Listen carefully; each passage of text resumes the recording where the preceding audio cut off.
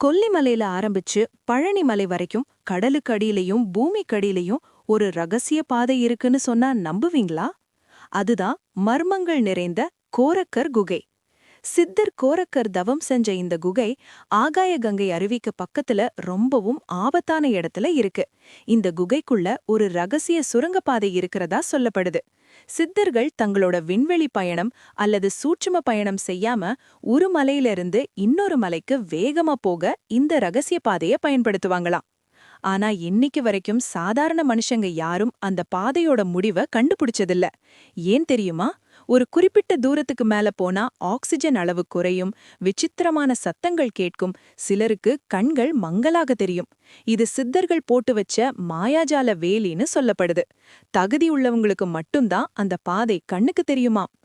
இந்த குகையில இன்னைக்கும் ஒரு விசித்திரமான விபூதி கிடைக்குது.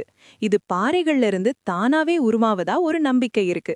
இத நெத்தியில வச்சுக்கிட்டா மன அமைதியும் நேர்மறை ஆற்றலும் கிடைக்கும்னு மக்கள் நம்புறாங்க. உங்களுக்கு ஒரு வாய்ப்பு கிடைச்சா அந்த குகைக்குள்ள போக துணிச்சல் இருக்கா? கமெண்ட்ல சொல்லுங்க. பார்ட் 7ல மரணமில்லா வாழ்வு தரும் காயகற்ப மூலிகைகள் பத்தி பாப்போம்.